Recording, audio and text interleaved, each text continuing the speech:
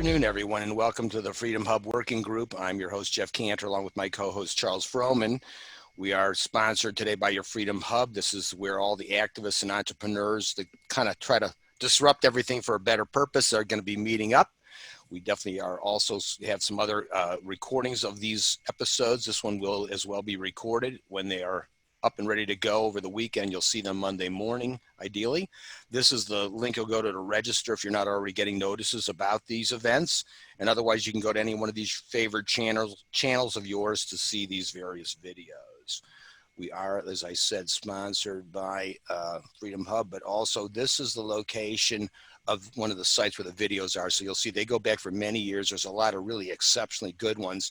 And interestingly, but not surprisingly, you can watch one of these videos 2 years old. You'd think we recorded it last week. So this stuff just doesn't seem to sadly age in certain respects. And others are some very interesting stories. I mean, just as a mention here, Jim Gray, the judge, was just a fantastic discussion also about, conscious capitalism. That's a hot topic. And then the sad story of what happened to Sheldon for just telling the truth and all the efforts to have him disbarred and everything else that he's suffered the slings and arrows of. So there's a lot of issues out there. Now, also, we do have a kind of a different kind of a sponsor too. We are engaged with, and with, I should say, have found a fantastic, only bioactive product we found in the industry, in which there's thousands of these hemp-based products, but there's only this one that actually works so well that they do a doctor's challenge, and they're actually giving everyone here the chance to get a participating piece of their quality products at 15% off, which is pretty good because normally these types of things are 5 or maybe 10. So if you go to their site, you can take advantage of that, and you'll find out we've seen, and I've seen 100% responses to the people that have tried this stuff. So give it a whirl for your own self. So, but let's shift gears because we've got somebody really exciting today. So let's talk about this for a little bit and what's going to be happening next. Charles, if you could jump in here for me. Sure, Jeff, and welcome, Nick. We're excited to hear his presentation on how a state think tank, namely in Maine, is responding to the political response to the novel virus hysteria. Nick is a policy analyst at the Maine Policy Institute and has a long career in activism with various clients going back to the Koch-funded Americans for Prosperity, probably the most influential center-right activist group in the country. He has specifically been involved with liberalizing cannabis law and is someone with whom I indirectly worked on the successful Maine initiative on cannabis several years ago.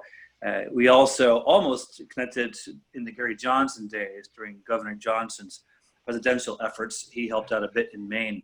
So now he's a scholar at the think tank in Maine, and I think everyone on this webinar and also in our friends' networks are a bit concerned by the heavy-handedness with which the political and media class are responding to the virus crisis. And so hopefully today Nick will provide some sobriety on how we can properly respond with some balance and better activism. So that's our intro there, Jeff. Very nice. Okay, so on that note, Nick, I'm going to give you control because I'm going to stop sharing and let you bring up your screen. And the floor is yours, and then when you're ready, we'll open it up for questions. Sounds great. Thank you so much, Charles and Jeff. I really appreciate that introduction. Hopefully I can meet the standard that you've set by calling me a scholar. But as Charles said, I've been involved in politics in New Hampshire and Maine since I started with Young Americans for Liberty at the University of New Hampshire. Served a little bit as their Northeast Regional Director, state chair, worked with the Gary Johnson campaign.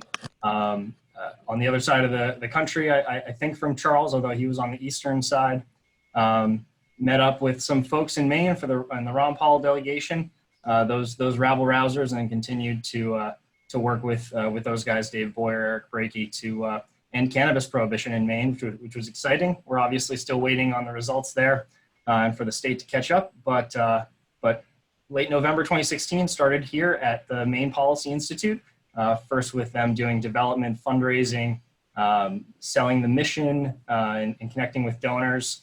And then earlier this year moved over to a full-time policy analyst role. So it's been an exciting journey the last 10 years or so, and it really is a privilege to join you all here It's been, I've been able to see some of your other videos, and it really is cool to have one here as well. So, I'm here because my personal mission is to maximize human liberty and flourishing. I think that comes through a more open, transparent public policy landscape. As we know, government sets the environment, but if we protect individual rights, we can ensure free markets, we can ensure free expression, and that will help to bring the full creativity and ingenuity of the human experience. And to me, that's the most important part of what I do here at Maine Policy Institute.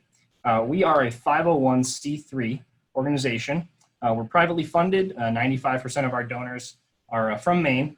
We don't take government money. And we have a vision where Maine is a place where people bring their big ideas. They come to fulfill their dreams, create a life for themselves, and serve their communities. Obviously, it's made much harder today, but our mission doesn't stop. That's why we promote public policies to advance individual liberty, economic freedom, and free markets, because we believe that benefits all the people of Maine. As you can see, this is my crew here at the Maine Escape Games, where we beat the hardest room last year for our Christmas party. So we're very proud of that. So I wanted to make sure we brag significantly about that. So back to the conversation. Here we are. Let's all go back to mid-March, March 12th or 13th. I wouldn't say it's a 9/11 moment, but I'm sure we can all remember where we were when we heard all of these lockdowns were occurring. But it was all so easy when we could be smart and follow the advice of public health experts, or we could be dumb and do nothing. So I guess those are our only options, but if only it was so easy as they made it, we only could have avoided all of these things. But I'll soon show that it wasn't as simple. But we went through. We closed non-essential businesses, and we locked down the economy. Our governor, after mid-March, started locking it all down, designating those non-essential businesses. So, we thank non-essential workers, but every time I saw that sign, I just thought, sorry, non-essential workers, non-essential charities, non-essential businesses. They had a rough go of it. So let's get into it. Where are we now? How did we get here? This is the cumulative graph of Maine's cases. You can see the active cases are in yellow, whereas that large green swath is our recoveries, and the red are our death totals. As of today, we had 8 new cases. As of today, we had 12 new cases with 17 recoveries. Monday, we had 8 new cases with 54 recoveries. So we've been steadily increasing our recoveries and lowering our active cases. We actually have the lowest active case numbers since mid-May. Granted, this is a different story than you'll hear from other parts of the country, but we are persisting. Our total deaths are 114 from COVID-19. So clearly it affects folks that we know are elderly, that have pre-existing conditions, but the vast majority of folks that we have tested and we've identified have recovered. We only have 12 folks in the hospital, 9 are in the intensive care unit, 4 are on ventilators. Our daily death rate peaked in mid-April at 5 deaths. Granted, this is a state of a little less than 1.5 million people. But of course, in that mid-April, the Maine CDC started to add the possible cases to those daily briefing numbers. So not just confirmed cases by tests. So we get a little bit into the muddy data, which I'll go into later. So here we are with our cumulative cases by county on the left and by zip code on the right. As you can see, this is where Portland is, right here where my pointer is. Cumberland County has taken the brunt of most of this. Between York County and Androscoggin County, this is where the vast majority of folks in Maine live. 600,000 people of that 1.4 million live in the greater Portland area. And as you can see, the concentration of cases is very much in the greater Portland area, as well as the cities of Lewiston, Auburn, Bangor, and I believe we have Waterville here as well. So as we've known, this is a disease that focuses on densely populated areas. But up here, we have Aroostook County, the biggest geographical county by landmass east of the Mississippi, 10.8 people per square mile. Piscataquis County, right here, 4.4 people per square mile. And clearly, this really has not affected those counties as much. So when we talk about the costs here, we think about our staff. When we talk about this, we think about what are the businesses that had to close in Piscataquis County, the people who are already struggling to keep their business afloat in a rural area. With just a sparse population, it's tough to run a business anyway. And so what was really the cost of shutting down those businesses, designating non-essential businesses in an area where the virus really was not that much of a factor? Whereas Cumberland County, there's 330 people per square mile. In the city of Portland is over 3,000 people per square mile. So clearly a very different situation there. But that's what we're looking at here in Maine. So coming over to our test data, new cases, you can see that our tests have been pretty steady. Our testing, our cases have dropped recently, though with a spike at the beginning of the month. But as you can see, the hospitalizations have clearly dropped, and our death rate is falling as well. That is a 14-day average, are those thicker lines. And so where are we now in terms of our unemployment rate? That reached over 10.5% in April and over 9% in May. Over 100,000 Mainers are out of work. The tourism industry is almost completely decimated, with 1 in 6 jobs in Maine tied to tourism. It brings in $6 billion in household income a year. Those folks are clearly feeling this. Those Airbnb owners, those lobster shack owners, those seafood shack owners, the go-kart owners, all the recreation and all of these things that are, of course, are non-essential, but when you only have 2 months, 3 months of the year to make your yearly revenue, a hiccup like this can really do a lot of damage. So brings me to, what are our lessons for policymakers after all of this? That's really the topic of what I'm here to speak about here. And for the last 4 months, we've seen a lot of policy holes, and that's what we've focused on, providing our guidance to the governor. But the first one has to be to eliminate barriers to employment, cut needless red tape, especially in the healthcare system. We can reduce the fees that doctors and nurses pay for licensing. We can renew their licenses automatically. We can allow folks from different states to practice if they have a license in their home state. And for that matter, any rule that's not integral to health and safety for any other industry really should be looked at critically. For the folks who are really interested in this issue, I would point you to Laura Ebke from the Platt Institute. She gave a great Freedom Hub webinar on this issue, and she dives in much deeper. But that's got to be the first lesson for policymakers. Second is seeking balance. We're working with an unfathomably large interconnected system when you make public policy changes. As the title of my presentation suggests, government is a hammer, and everything looks like a nail. So, we have these full-scale lockdowns of immensely interconnected economies, and of course it results in enormous unintended consequences. Speaking about deaths of despair, with every 1% increase in the unemployment rate, there are studies that show the suicide rate rises 1 to 1.5%. Addiction rises at least that much as well. So of course there are unintended consequences when we just look at one single factor. Making policy based on that one factor is like making sure people have air, but forgetting that they need food and water as well. We're dealing with a huge system, and I think that's important to keep in mind.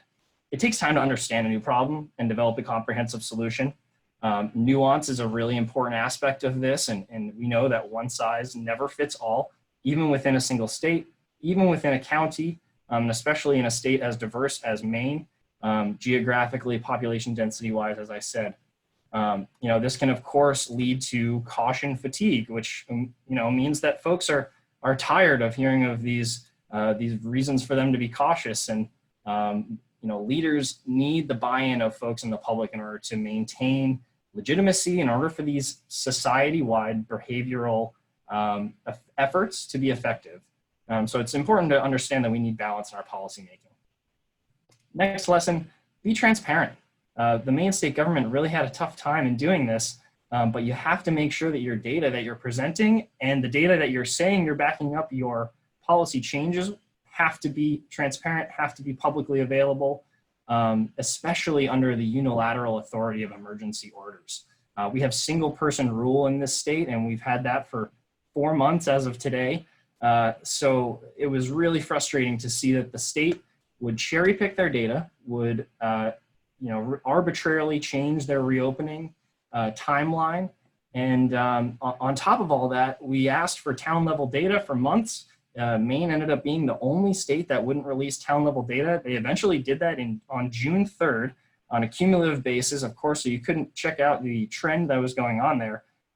But to speak on this topic much better, we hosted a legal forum, and this lawyer, Sig Schutz of Pretty Flaherty in Portland, he is chair of the Maine Freedom of Information Coalition, preeminent First Amendment expert in Maine, and he had a great way to explain this.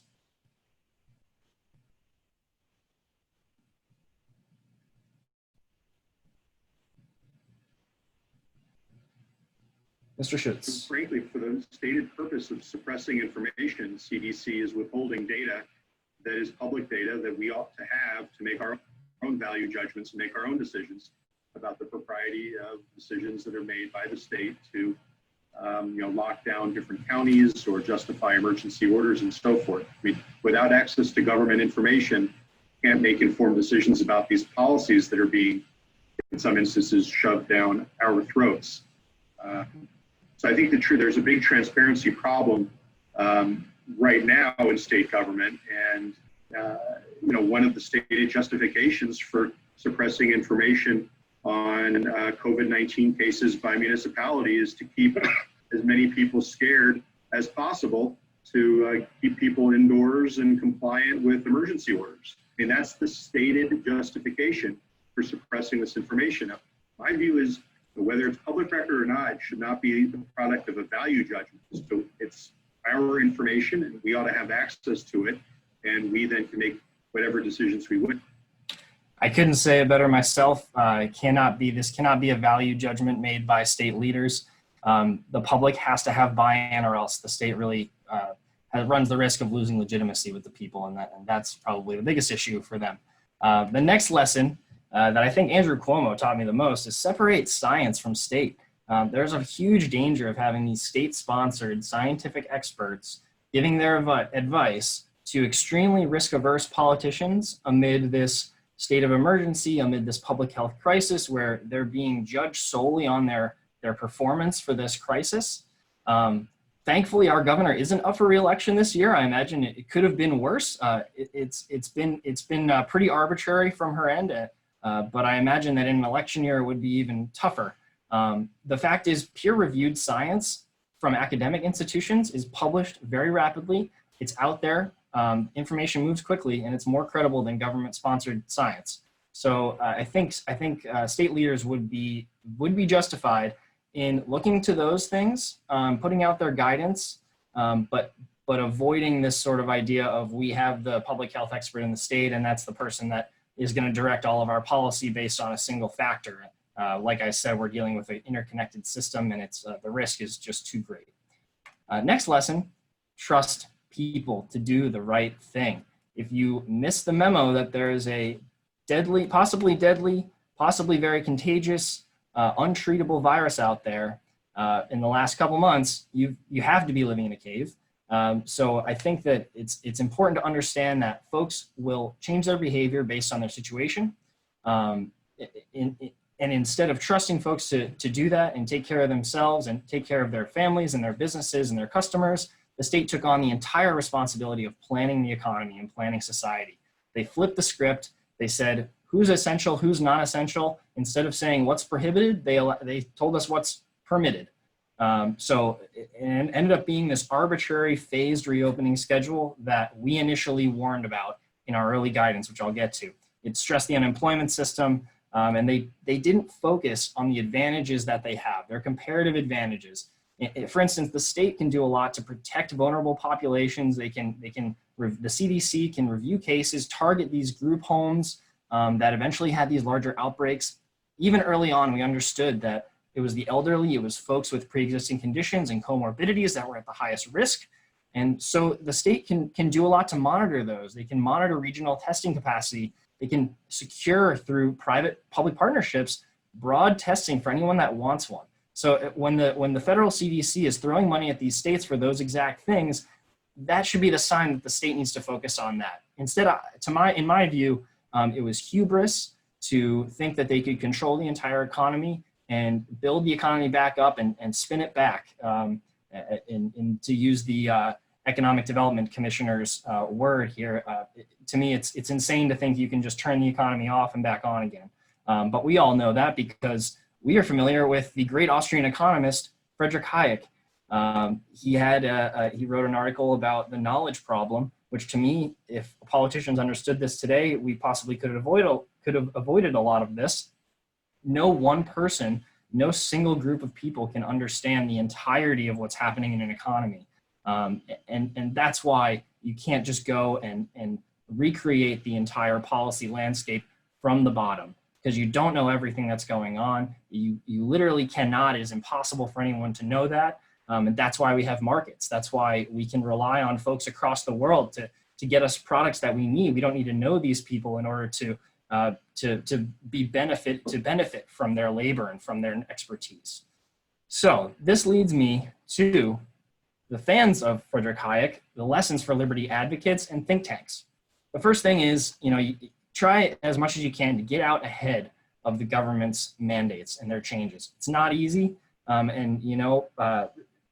Full disclosure, I wish that we at Maine Policy Institute got out earlier for this as well. The situation was unknown and it was really tough to know what we were looking at. But to me, this is the crucial role that think tanks play in the policy ecosystem. We're not politicians, we're not political parties, so we don't wait for things to be obvious and to be popular until we make our moves. We're here to advocate for the most freedom possible. And so to me, I heard Jeffrey Tucker speak at PorcFest last month, and I was just impressed with his steadfastness and the American Institute for Economic Research, their steadfastness very early on to make that case for liberty and against this gross government overreach that we're seeing here. But like I said, think tanks can get out ahead of this. They can publish principles and guidance. They can publish their policy wish list. So if governors and state leaders they're hearing this level-headed guidance early on, you can help them give them cover to strike a balance instead of just looking at just the outbreak numbers. So like I said, early March, Governor Mills declares a state of emergency on March 15th. They designate essential and non-essential businesses. The legislature adjourns. Her executive orders start going out. The restaurants and bars have to close for 14 days, which end of March becomes June and July.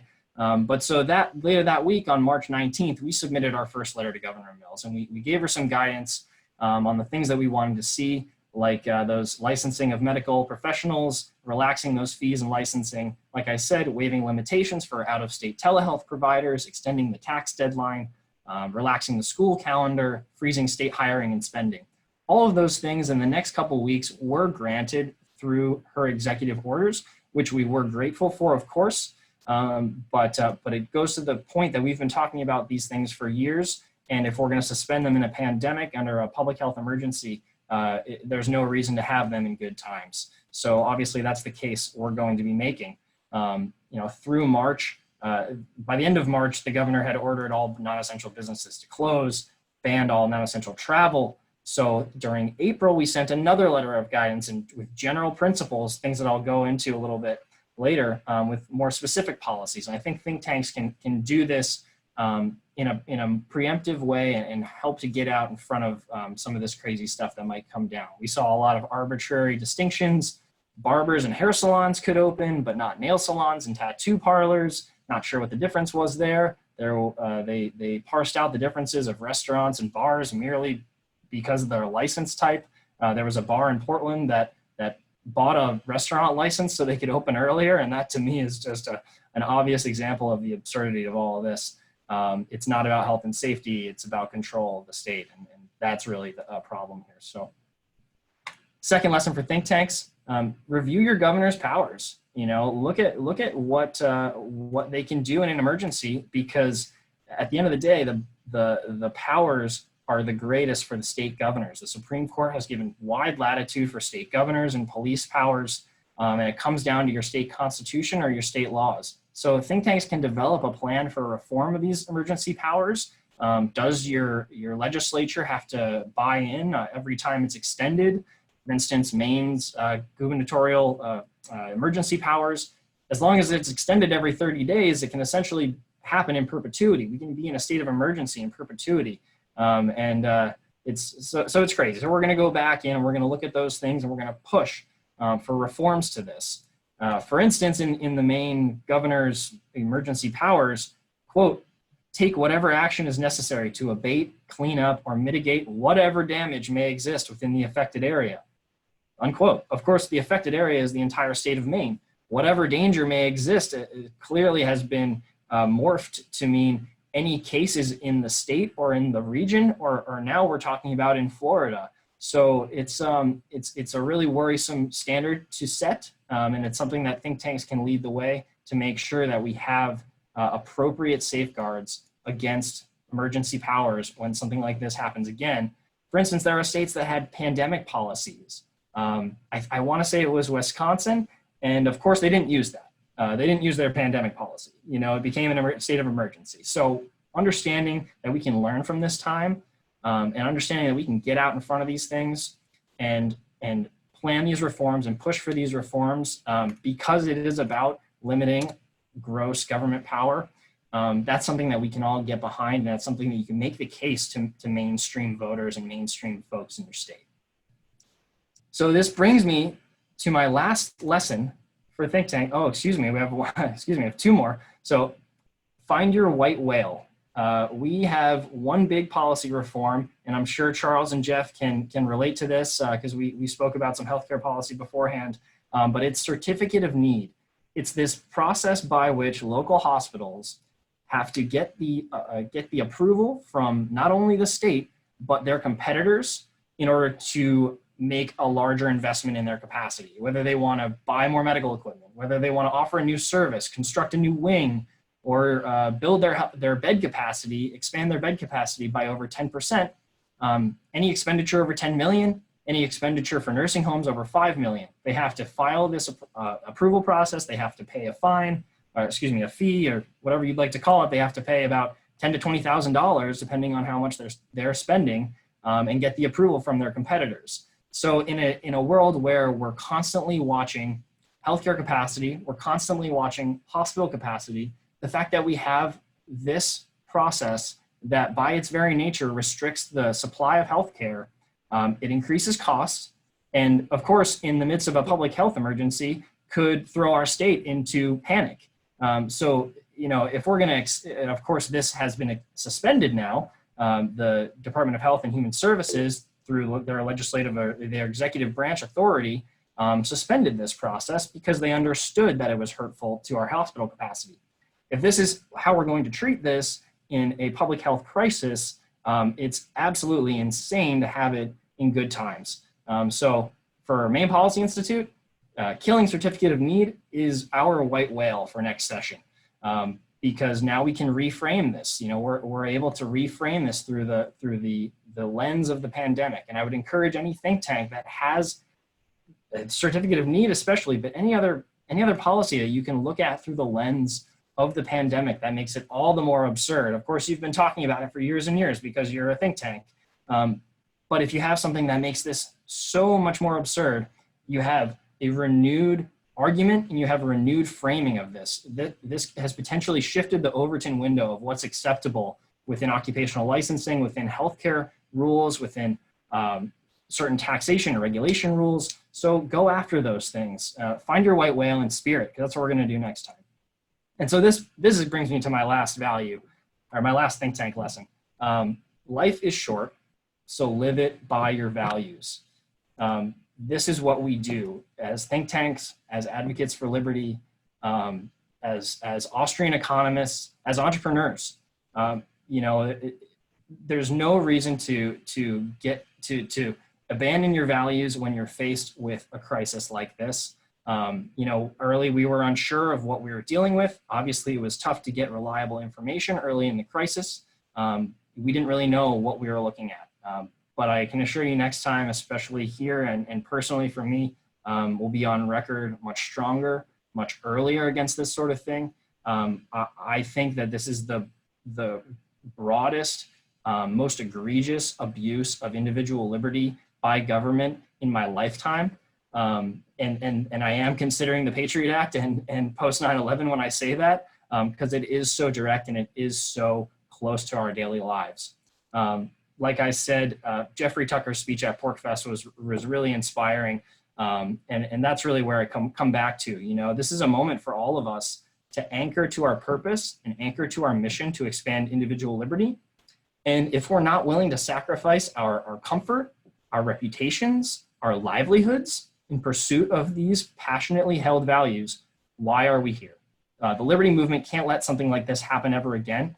And I know that we'll be there the next time this comes around to make sure that we plant that flag for individual liberty, because that's our purpose. So thank you guys so much for your time, and I'd be glad to answer questions that you may have. Fantastic, Nick. That was great. You know, first off, just as a little sidebar, how was the attendance at PorcFest this year with amid COVID scare? Well, you know, they gave everybody a wristband that says enter at your own risk. So they made sure to account for that. I heard they sold over 1,000 tickets, but they kept it pretty bare bones. And it was really, if you're comfortable, come on down. If you want a social distance, you can take an orange wristband. And but yeah, Tom Woods was amazing. Jeffrey Tucker, like I said, was inspiring. Excellent.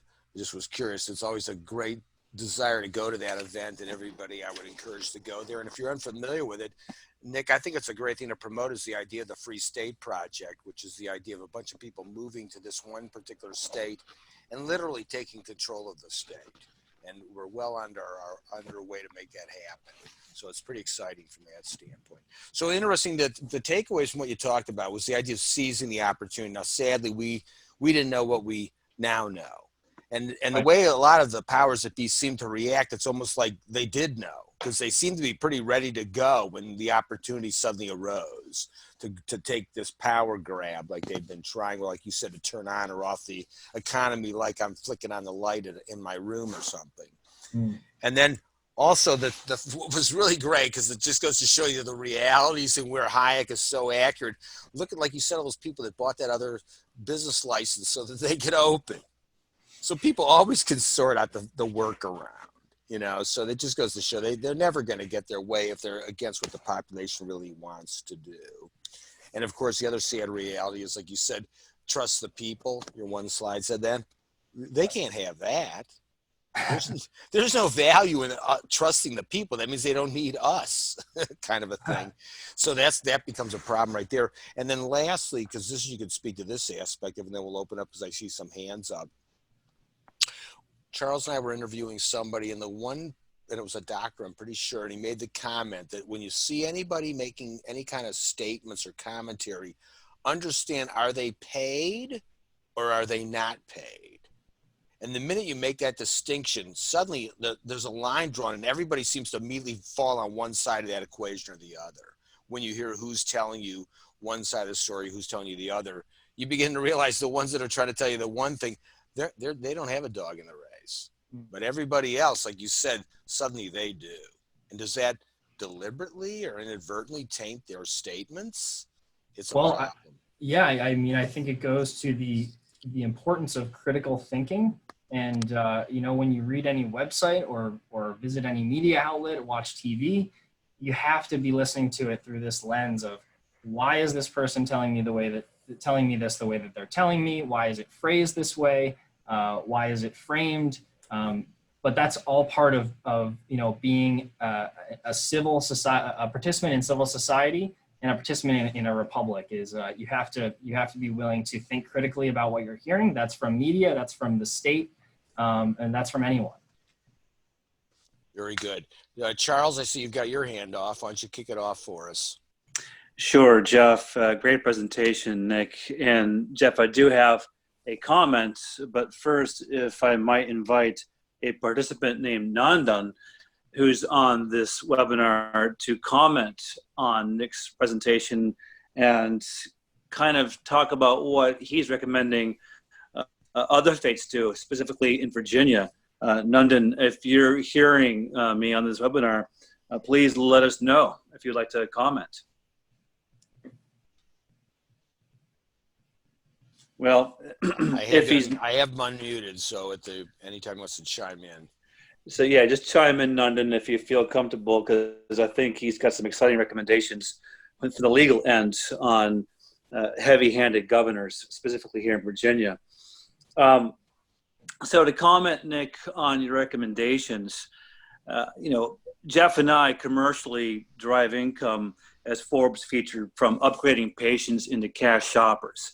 So decentralizing hospital monopolies locally will help us because our cash shoppers can find better priced treatments and surgeries outside the hospital or at competing hospitals. So that's definitely a great advocacy effort that AFP is led on and think tanks are backing. But I'm going to push back a little bit on that for your white elephant example. And it ties to your cogent comment about the corruption of science and the politicization of science. Jeff made the comment that you have to watch out who's being paid.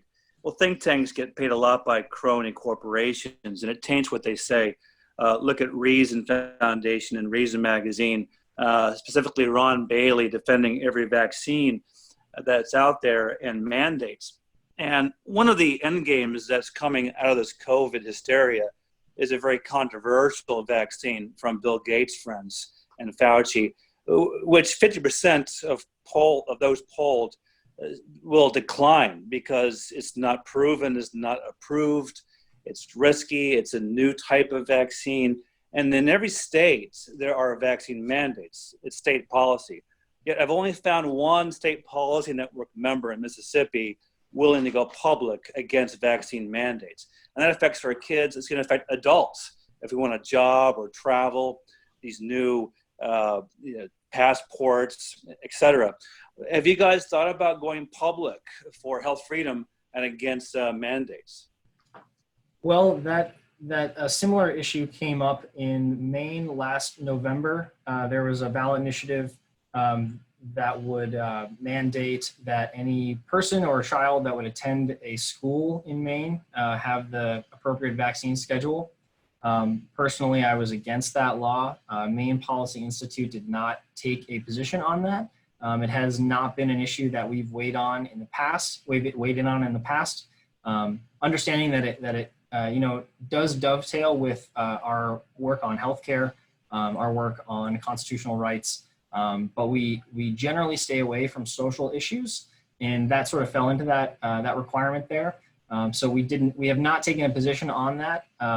Clearly, like you said, any sort of decentralization of power, of money is a good thing, all the way down to education savings accounts for families looking to secure education choice, direct primary care so that patients can shop for their doctor and create a relationship there. I agree, these decisions have to be made on an individual level, but vaccine choice and vaccine mandates have not been something that we've weighed in on as of yet.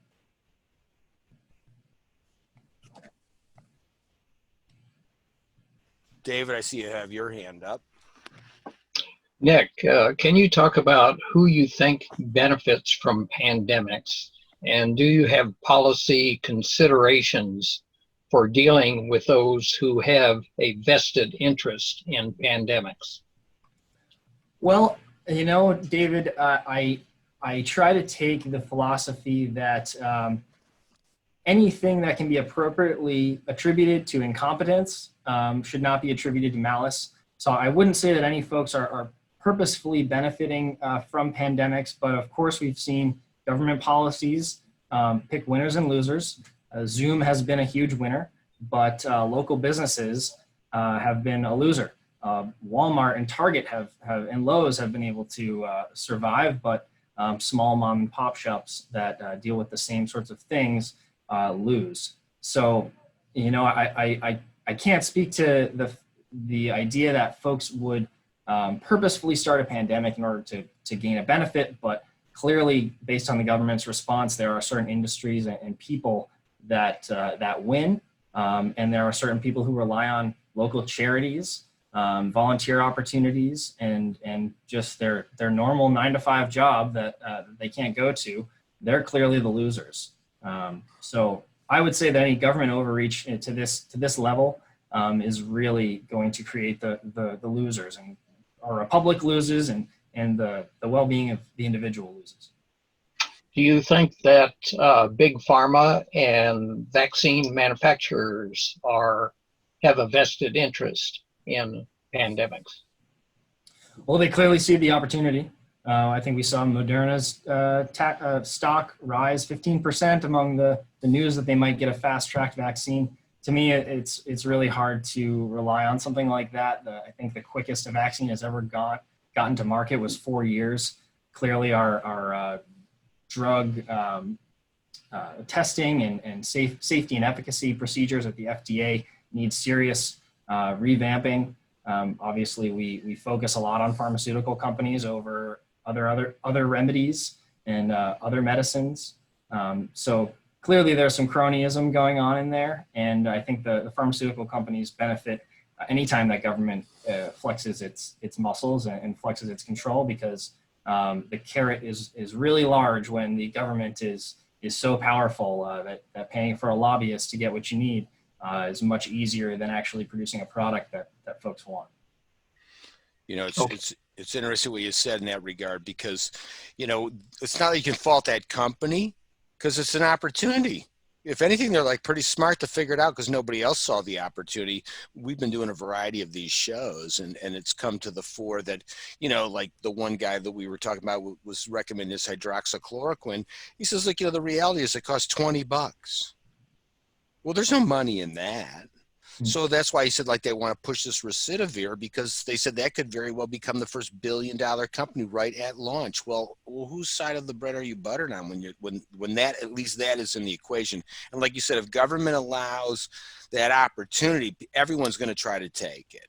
But if you don't allow opportunity, and the market, like you said, has to produce something that people actually care or want, well, then now we got to stand on our 2 feet and be all about quality, not who can buy the best lobbyist and weasel your way in there and control the conversation. It's really a shame, because we all suffer. It's one thing if we're getting sold like to buy a GM car over a Ford, but here we're talking about your health. This isn't little child stuff. Because sure, I see your hands up.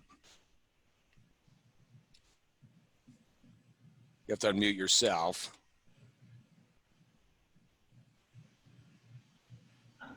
Yeah, so my question is about these powers that you mentioned, that there are emergency powers and some states have pandemic powers, and they instead chose the emergency powers.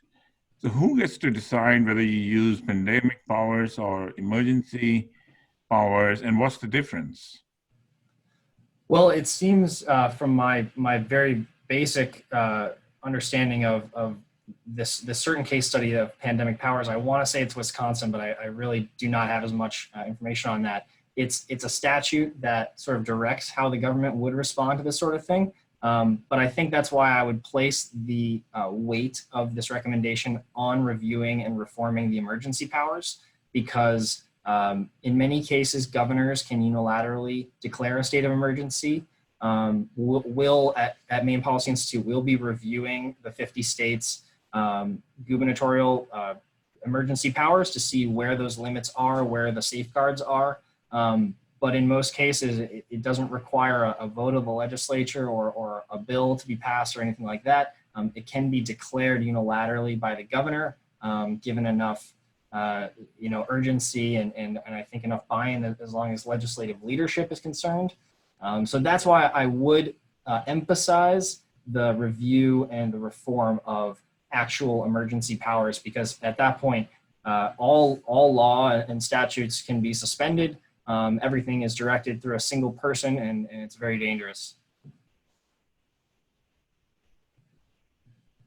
I see that Nandan is unmuted if you'd like to.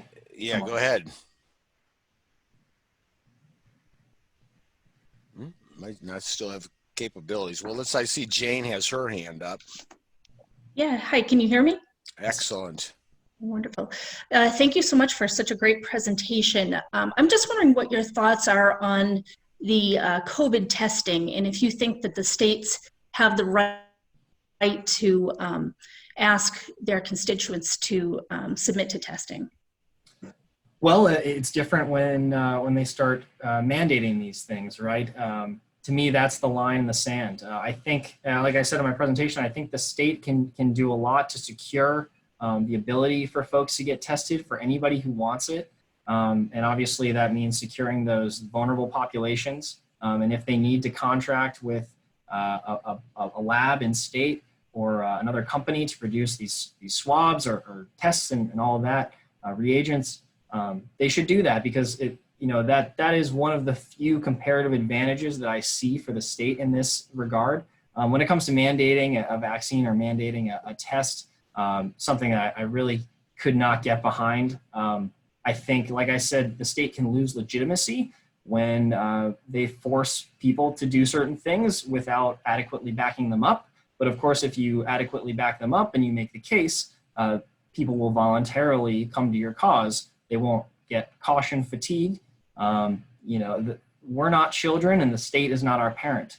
So it's incumbent on all leaders to really make the case to folks and get them to voluntarily comply with some measure of protection for the population. I think we all have a role to play in protecting our community.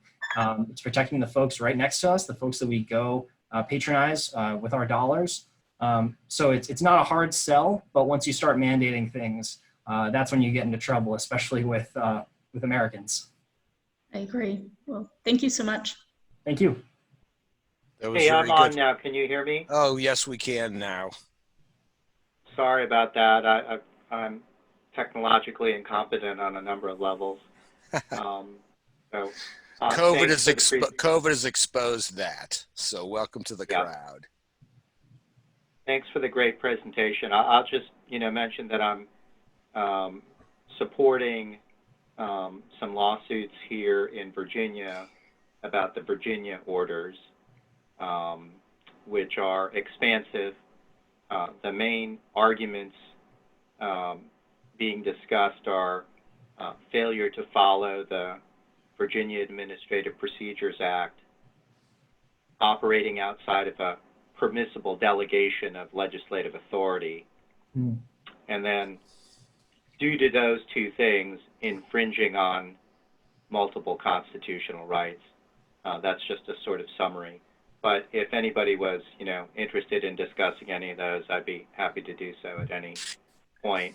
We're certainly concerned about it. We're, as mentioned in the presentation, this is slow. It's very hard to go through the legal process, and there are, other issues involved. But I thought I'd just mention those things. And, just even the constitutional issues, they're very, very interesting, and happy to discuss them at any point. Nandan, Charlie here. Thanks for calling in and giving a Virginia update. How long could the legal remedy take?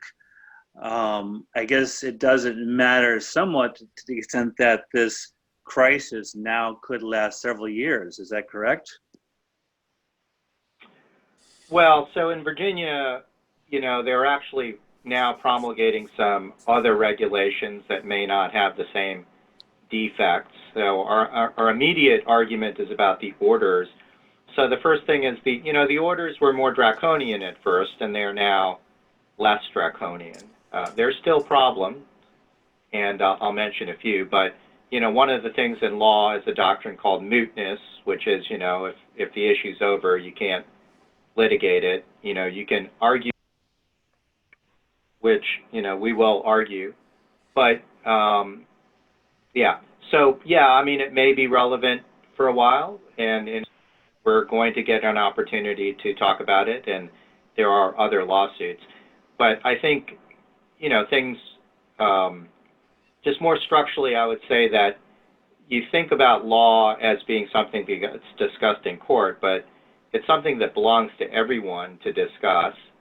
If something's illegal, maybe you talk about it with the Inspector General, or maybe you just talk about it, as a general matter. I mean, you do try and resolve some things in courts, but it's always worth articulating what the law is and explaining it.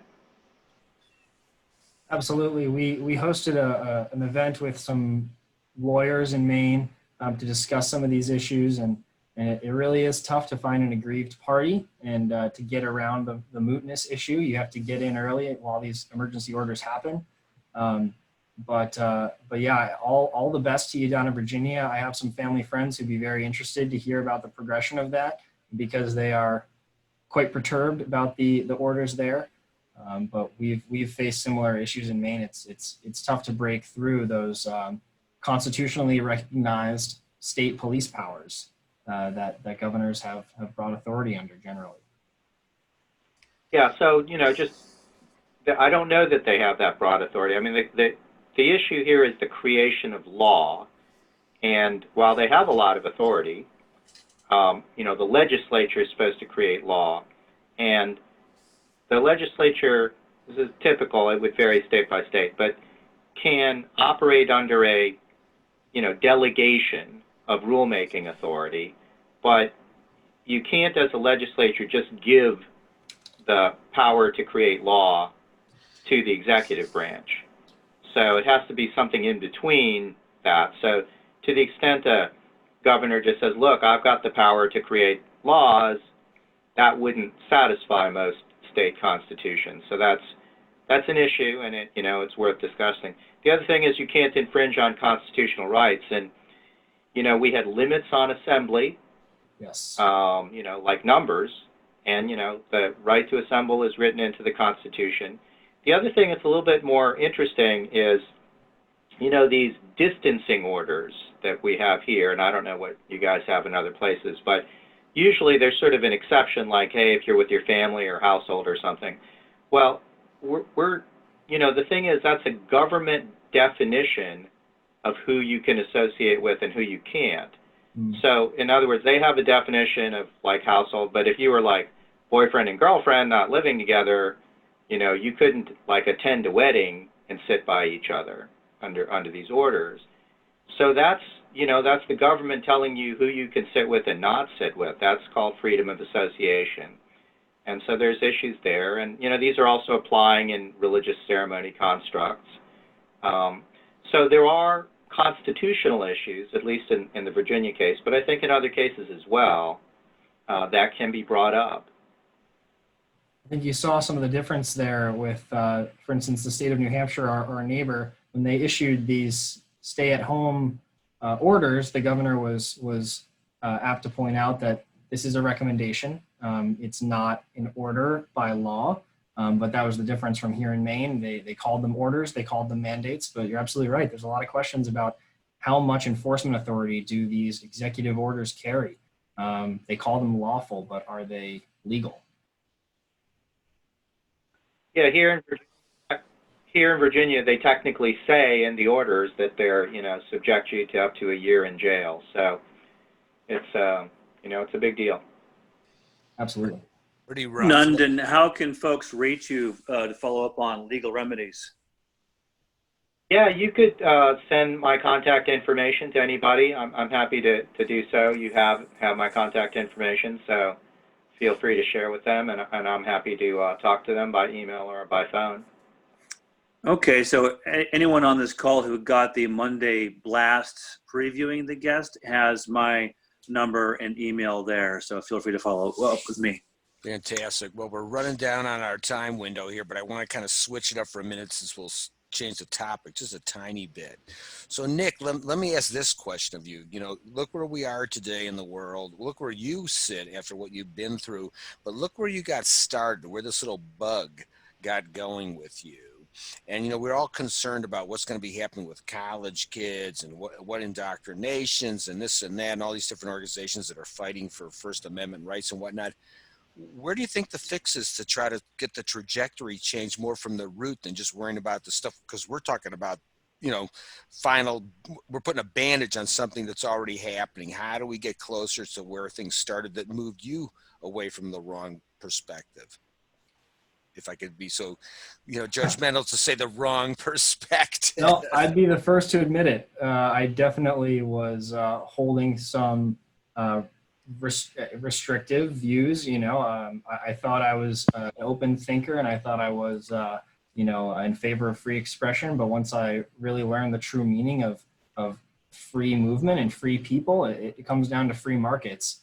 But it has to be done on an individual basis. I think the broadest, most concrete way that we can move this is through culture, and it's showing the positive effects that people operating freely can do. I mean, we're talking about voluntary solutions, voluntary charity, and especially things that kind of nibble around the most absurd state rules. I think show a lot of the absurdity or just the questions that folks may have with some of this, some of the laws. It kind of brings up this stark difference of things that need to be done through coercion versus things that don't. And I think that people can contribute to that on any level, whether it's an entrepreneurial venture or a nonprofit venture or something like that. But it comes down to showing folks, I think, rather than telling, and that's something that we can all be a part of.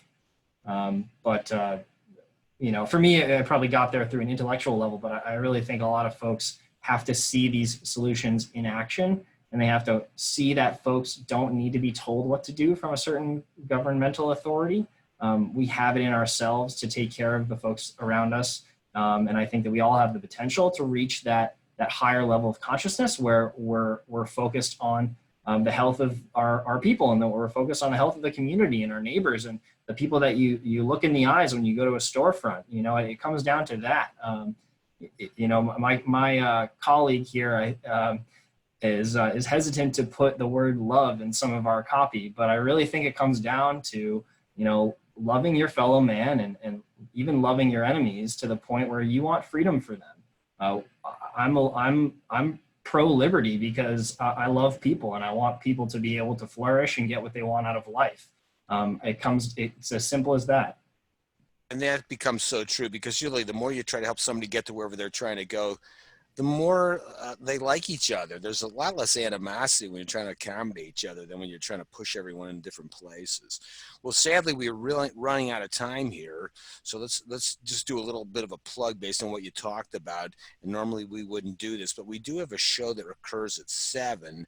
And lo and behold, this particular night, though, is very timely on your discussion, because this is a very key doctor that's written extensively about the coronavirus. Here's a little book that she wrote and so on. So we would recommend anyone that's inclined to come tonight to come take a look at this web address here, and you can register and come tonight and check this out. But Nick's is indicative in his one state of what's happened all over the place. So this is really quite good of you. Lastly, just real fast here, we definitely have another neat little entity that we're engaged in, and this also fits into the situation, because this is an organization that's actually had some great success in trying to get to the realities of why people actually are getting COVID and the like. So they've actually got some tools that actually help thwart the ability to even catch this stuff. And here's the science and everything else. You'll find that pretty interesting.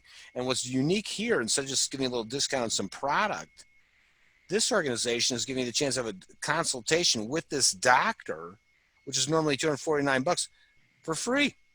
And all you have to do is go to that site and you click on consultations here, and you put that in the shopping code at the end, and you'll be able to get a consultation with this doctor for free.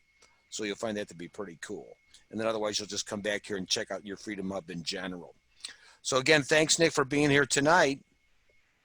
Thank you so much.